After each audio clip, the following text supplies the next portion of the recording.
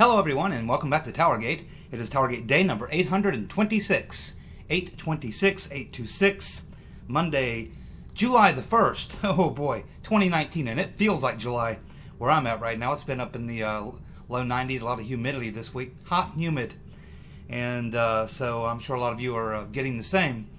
So last night, like probably some of you, I don't know how many of you, but some of you, we actually stayed up till 3:45 in the morning to catch that live as Trump did the historic walk into North Korea, the first president to ever go into North Korea. And this was it was a historic moment, but it shows the type of courage that President Trump has. No politician in his right mind, no previous president would ever have done this, because the political risk involved, it's a huge risk, and so many politicians care so much about their legacy and things like that. Trump, it just seems like he just seems to do what he thinks is the right thing and the best thing, and it seems like he's willing to throw himself under the bus time after time in order to get a good outcome. And it's just, he shows a level of courage that I've never seen before, and that's why I support him, and that's why I'm honoring him today by wearing my MAGA hat for this video. Now, one of the reasons I say this is so courageous is, as most of you know, when this whole thing first started with Trump trying to get a nuclear deal with North Korea after the initial, him coming into office, calling Kim Little Rocket Man and all the kind of things that went on at the beginning. But once they got over that and he started talking about having a meeting with Kim Jong-un over the nuclear weapons issue, I said, and I pretty much stick with that to this day, that I think that there's probably the likelihood of getting Kim to give up the nukes, I would think, is somewhere in the 10% range. Not very good, very, very long odds. And it's not that I don't think that Trump could offer Kim the incentives that would encourage him to do it. It's that while Kim is the supreme leader of North Korea, it's a communist regime like all communist regimes, and essentially there is a bunch of communist hardliners around Kim who, if they unanimously agreed on something, could probably have him pushed out.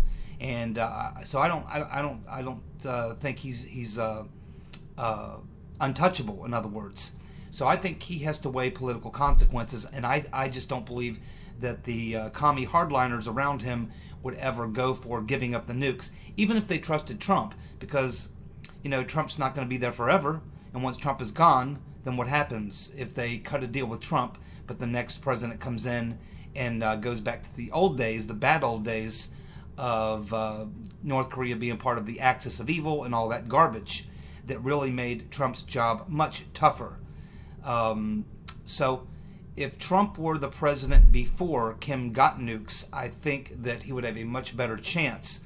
But now that they have nukes, and remember, the North Koreans got the nukes while Bush and Rumsfeld and Cheney were running around in Iraq looking for weapons of mass destruction that did not exist. So Trump is trying to clean up a hell of a mess, and I just think it's a very low probability. But here's what I believe is possible, and I think would still be a huge win.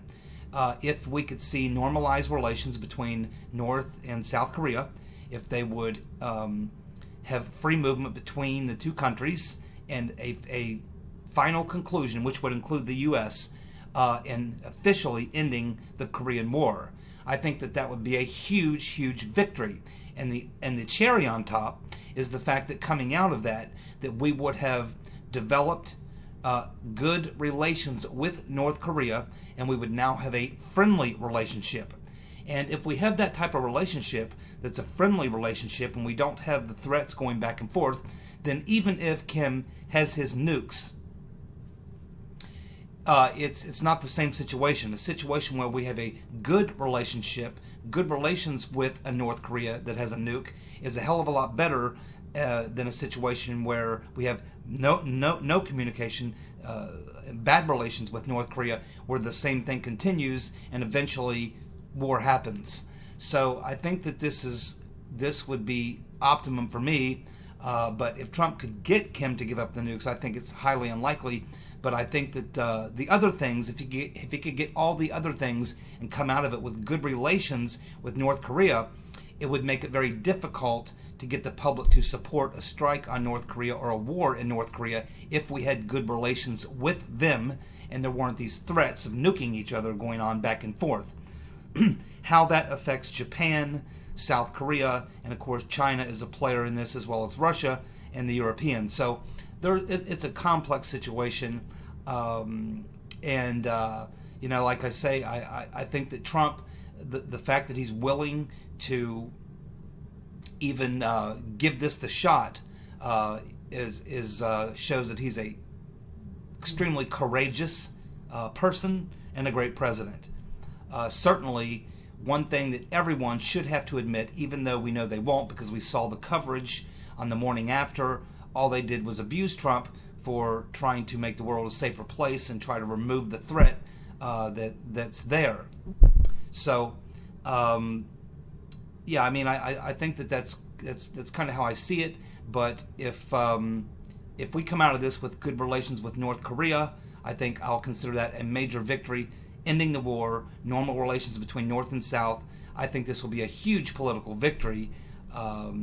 But I do admire Trump's courage. And again, it is an historic event that happened on Sunday night or Saturday night, or however you want to look at it, 3:45 a.m. as I remember it. It was an extraordinary moment to watch that happen, and even Kim was surprised that Trump would meet there.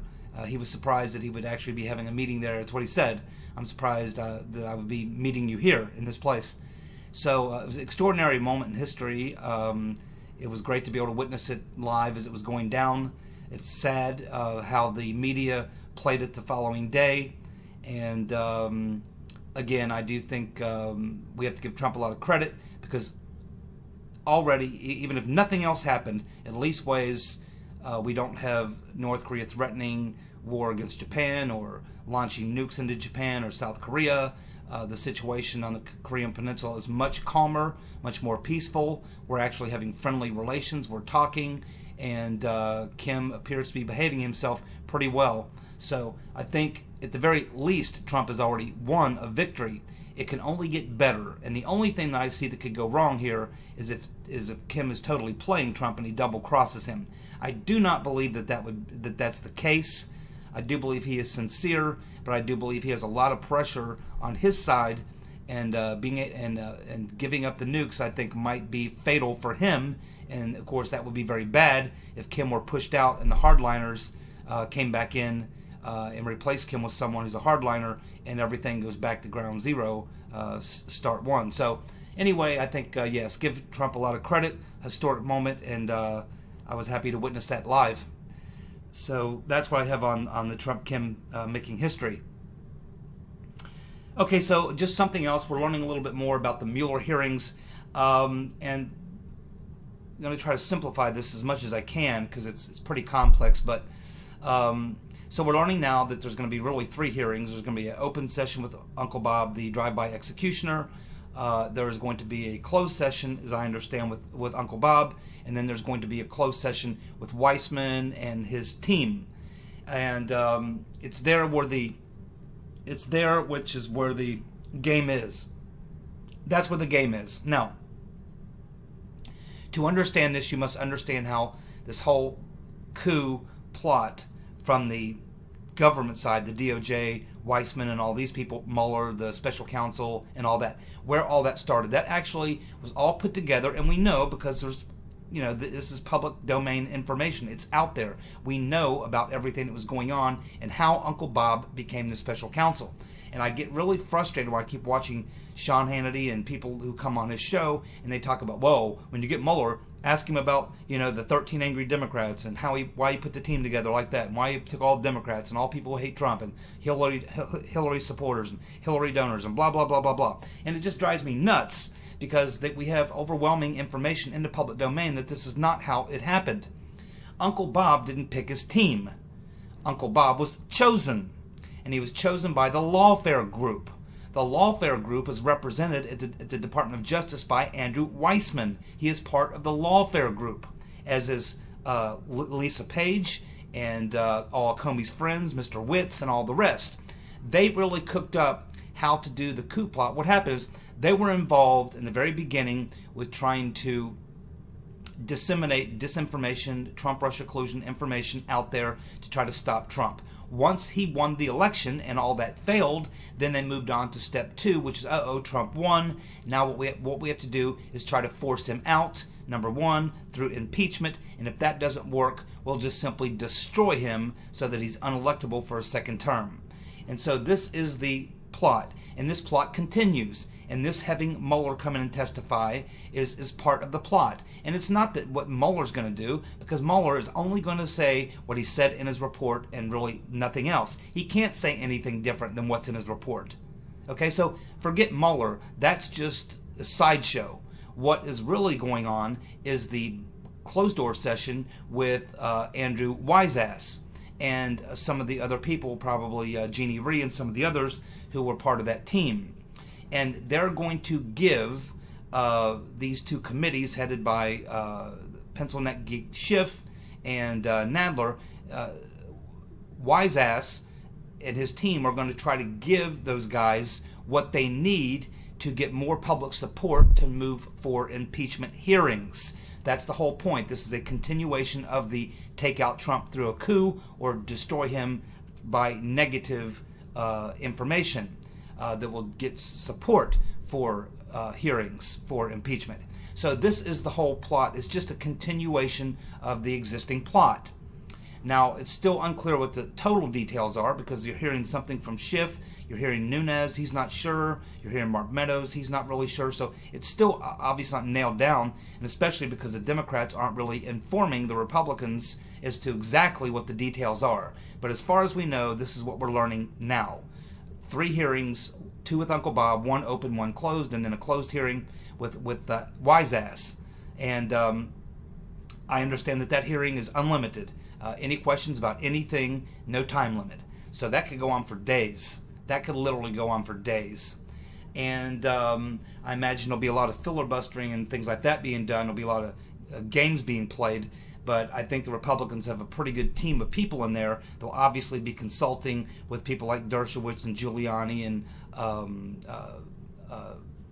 Joe, DeGeneva, and people like that. So they're going to go in there pretty well armed to dismantle Weissman. But no question that Andrew Wiseass is going to try to feed into the narrative information that the Democrats can use to further drive these hearings, try to get public support for impeachment hearings based on the garbage and the lies that they're going to get from Andrew Wiseass.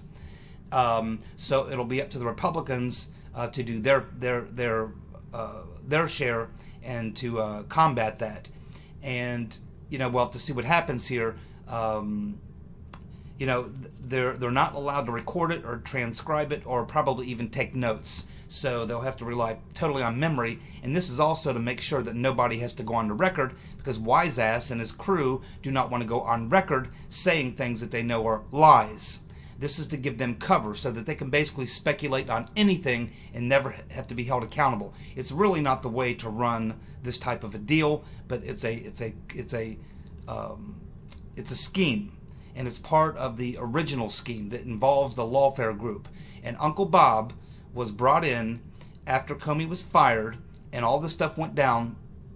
The lawfare group, who had their man at the DOJ, Andrew Wiseass, was coordinating with McCabe. So when Comey was fired, it was Wiseass and McCabe who got together and selected Uncle Bob the executioner, and my guess is they did it with the blessings of Comey. That's why I continue to say we need the communications of McCabe, Rodenstein, Comey, and Uncle Bob the executioner. We need their communications in that period of time in the month of May, a week before, the week of, and the week after Comey was fired, to see the coordination that obviously happened. You might want to get Wiseass's transcripts as well, his phone communications as well. So it's part of the scheme. We'll just have to see as we learn more what's going to happen. But that's pretty much what this is. It's just a continuation of the original coup plot. That's what these hearings are all about. I still think there's going to be a lot. I still think it's going to reflect in a lot of ways very negatively on Uncle Bob, the drive-by executioner, and even Wise Ass and his buddies. But I don't doubt for a second that the Democrats are certainly going to get some garbage that they can use to try to drum up more support for impeachment hearings or continued hearings. They're going to get something they can use as well. So it's just a continuation of the battle that continues to play itself out. And it's going to continue to do that until Barr and Durham step up to the podium and lay out those indictments. That's when it will all start to come to an end. And I certainly hope that Mr. Barr and Mr. Durham are aware of the fact that the coup that they're investigating is still continuing, and that they better act, and that they better act swiftly and forcefully. Swiftly and forcefully. Time is not on their side as the coup continues. We have Gateway Pundit, who says that they believe they have identified Christopher Steele's Russian sources. And just like all of his alleged Russian sources, these individuals are no more Russian than Misfit or Downer or any of these other guys. These guys are also, the two guys that they have fingered, are also Western intelligence agents who are of Russian descent. So they lay out the first guy, and he's the guy we've heard already. His name's popped up quite a few times. Most recently it popped up in the notes from Kathleen Kvalik from her conversation with Christopher Steele. So here's what we know about Kooks, Simon Kooks, K-U-K-E-S. He was mentioned in Kavalek's notes from her meeting with Steele. Kavalek says essentially that this CIA agent named Firestone is the guy who brought in Kooks. Kooks was recruited by the CIA. Kooks is an oil magnate, a former Russian oligarch. But since then, coming to the U.S., and he came here a long time ago, he donated to the Donald Trump campaign, $150,000. And it's not hard to understand why, because Trump was talking about opening up more drilling and things like that, and Kooks formerly is the owner and runs in Wyoming a oil shale business where he harvests oil from shale.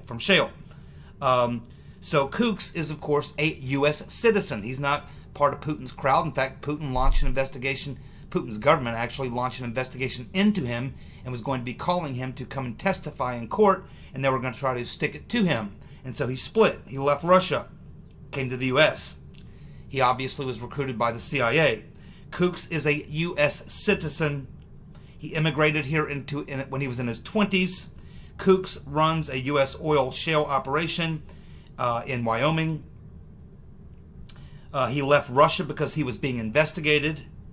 Steele said that his source was paranoid about being outed. That's what he told Kvalik.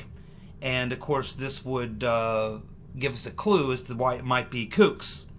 Of course, we know that Bruce Orr referred to Kooks as our guy. Well, he referred to someone as our guy, and we believe it was Kooks. Kooks also had a suite at Trump Tower. And, of course, we know that Peter's been stroking us, and Loose Lisa Page had a text conversation where they talked about either going themselves or sending some agents to Wyoming at the very town where Kooks runs his business. So there's certain evidence that would suggest that maybe Kooks is one of Steele's Russian sources. If so, just like all the rest, he's not really a Russian. Yes, he was born in Russia, but he's a Western intelligence agent, lives in the U.S., runs an oil business in the U.S., probably likely recruited by the CIA, according to Kavalek, and of course Steele using him as a source. That'd be very interesting to know what that's all about. I certainly would think at some point that Barr or Durham would certainly be interviewing Mr. Kooks to find out what his relationship was to Steele, Kvalik, and of course he was somehow mixed up with this lawyer for Steele. Lawyer for Steele that was communicating with the Senate Intelligence Committee, and he was involved in all that. So, yeah, there's something to look at there, and I think that this is a possibility that the Gateway Pundit may have scored on this particular deal here. I think that there's pretty good reason to believe that Kooks may be one of the fake Russian sources who's actually a Western intelligence agent, like all the rest. Then we have this other guy, Ilya Zavalisky, and of course Zavalisky, very easy. He's a lot like Misfit, hangs around a lot with a lot of the high-end intelligence and State Department people in the UK. He's very connected to British State Department types. He even was introduced and met with a handshake with royalty, including the Queen.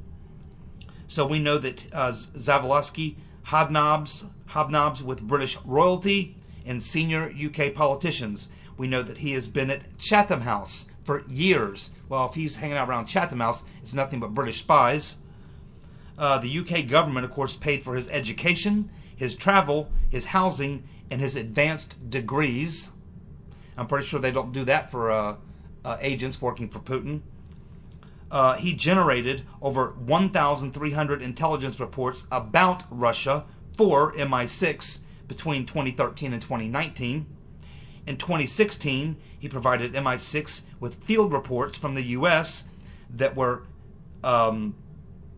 collected by the anti-Trump alliance of Ukrainian and anti-Putin types, NGOs, essentially, which would include Alexandria Chalupia's propaganda group that she was communicating back and forth with in Ukraine.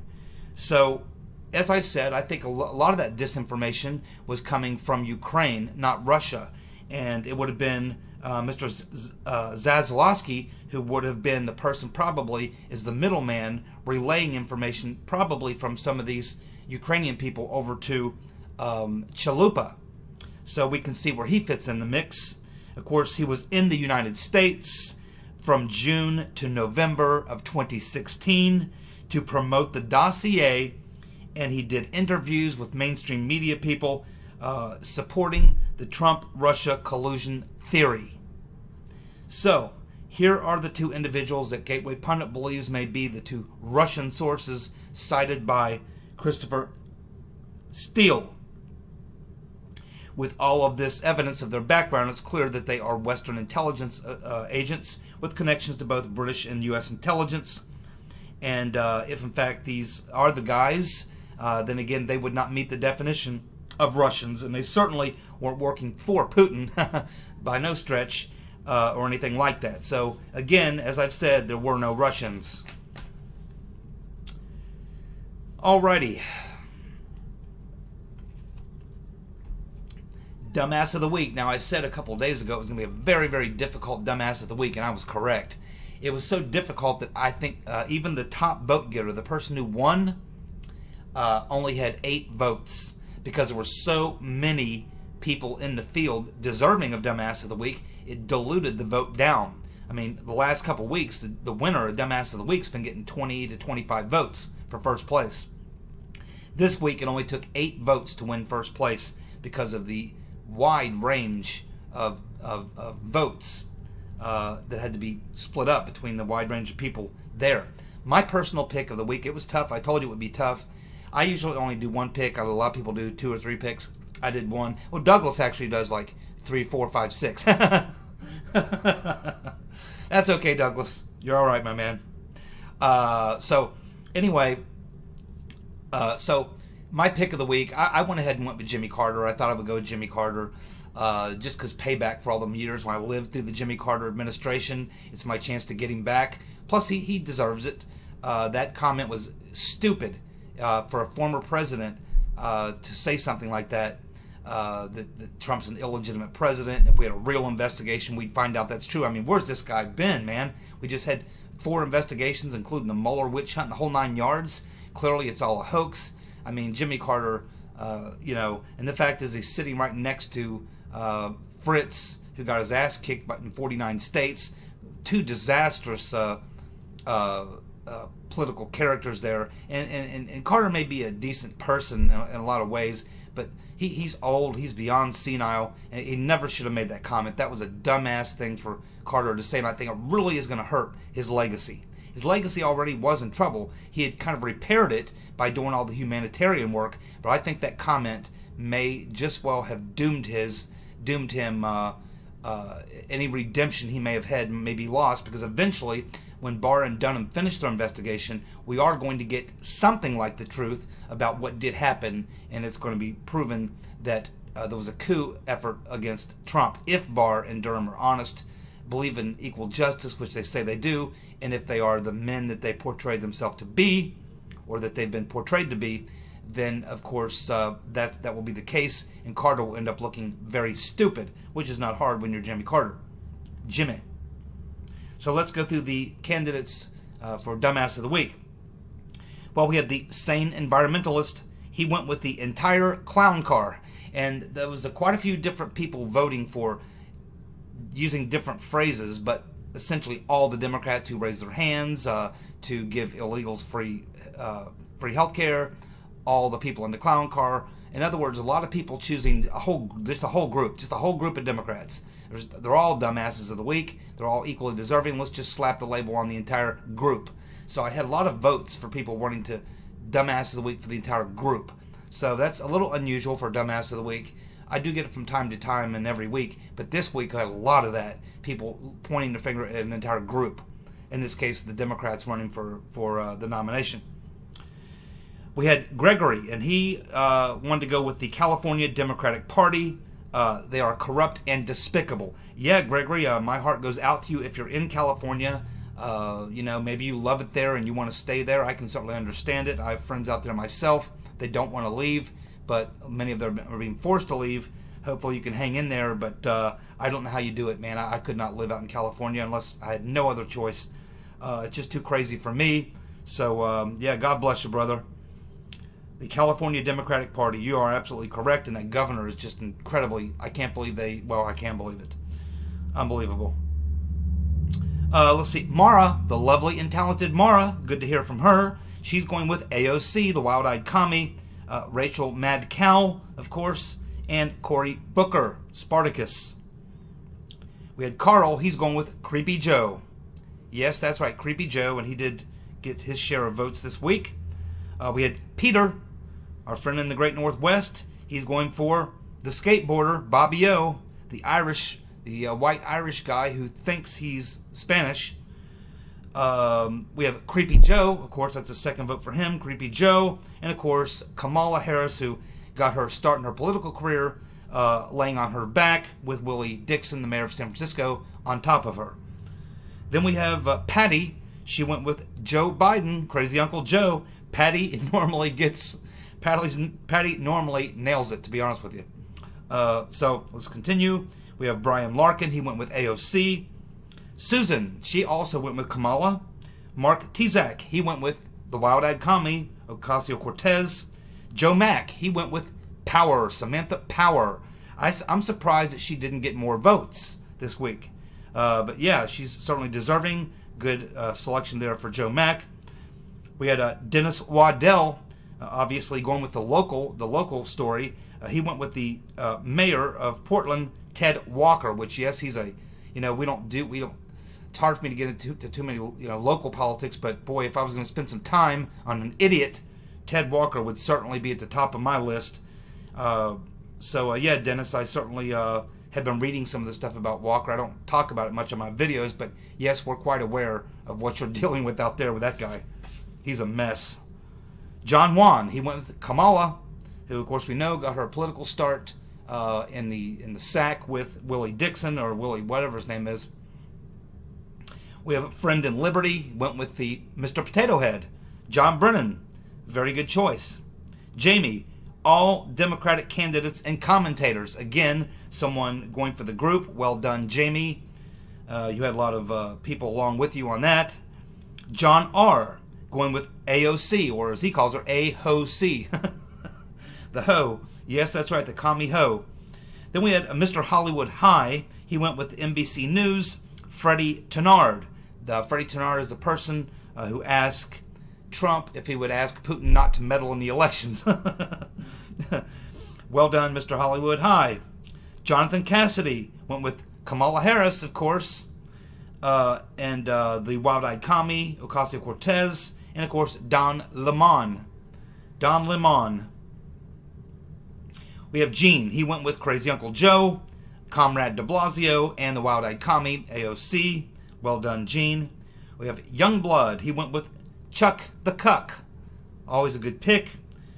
Douglas, on one of his mini picks, he goes for whoever, I think this was his honorable mention, whoever took the photo of the dead guy and the daughter at the border and didn't bother to flip the girl over to see if she was still alive. Well done, Douglas. Rose went with Jimmy Carter. I was with you on that one, Rose, but we didn't win. Let's see, Rocky went with Crazy Uncle Joe. Oregon went with the California State Legislature. That's 2 votes for the California State Legislature. Obviously, you folks out in Cali, although Oregon, I believe, is in Oregon, but they certainly know what's going down there on the far left coast. It's a commie meltdown. We have Sherman. He's going with NBC cutting the mic. NBC for cutting the mic on Andrew Yang. I don't know if they did us a favor or a disservice. I'm not sure about that. For the I know Yang's complaining about it, but you know, based on just the little bit I did hear come out of his mouth was he wants $1,000 for everybody, and it's like $3 trillion or something. Boy, I don't know. That guy's way out, way off. But thank you for that, Sherman. We have Jay Brown. All 10 candidates that raised their hands. Again, another group vote for all those people voting for illegals to get free government health care. We have Walker on the Hill suggesting himself for not being able to decide. And because, again, those 10 people raising their hands, it's hard to pick which of the 10 because you got 10. He went for the whole group, the whole clown car, you might say. T.W. Wintex going with Liawatha along with Kamala Harris. We have Freddie, he went with Kamala. We have Jeanette, she went with Kamala. Crazy Uncle Joe and the Wild-Eyed Commie, AOC. Hey, he went with anyone pushing for open borders. Yep, I agree. That would be just about the entire Democratic Party. We had Airly, A-E-R-I-L-Y, 1, Airly 1. HRC, that's right, the rotten Reverend Clinton even got a vote this week. She's lurking out there just waiting to pounce. We have Douglas, again, going with Anderson Cooper, Marianne Williamson, and that nutty Dr. Jean or whatever her name is, a woman accusing Trump of rape and seems to enjoy rape or something. I don't know. This woman's nuts out of her mind. That's why I never really talk much about her. But certainly Douglas is keeping tabs. We have Mrs. Miggins, the New York Times. Her choice is the New York Times for the article about doxing the border agents. And, of course, her second pick would be the author, the person who wrote that story in the New York Times. We had Amy going for the Wayfarer employees. Yes, that's a good pick. And second pick would be the Dems who raised their hands. And number 3 would be the AOC gang. Well done. Terry says it should be we the people if we tolerate the corruption with everything that's going on, including the coup and all that. You're absolutely right, Terry. We should all be the dumbasses if we let this if we let this coup go by and if we let the Democrats get away with what they're doing. We have DRT, WMH. Have no idea what that sound is supposed to be, but went with AOC, another vote for the Wild-Eyed Commie. And, of course, we had Keith, and he, again, going for the group, all the Democratic candidates. All the Democratic candidates. So I think it was like 6 or 7 votes for the group, which is not bad. It was almost enough to win. But the winner this week would have been let's see, we have the Wild-Eyed Commie, Ocasio-Cortez, winning first place this week, Dumbass of the Week. Certainly it's an honor she's had many times before. She racks up another notch in her belt for Dumbass of the Week. AOC taking first place. Kamala coming in second place. And Crazy Uncle Joe coming in third. So there you go. AOC, Harris, and Biden. The picks this week for Dumbass of the Week. Thank you so much for your contribution. We will be back next week, or I should say tomorrow, with more TowerGate news. Thank you so much. Bye.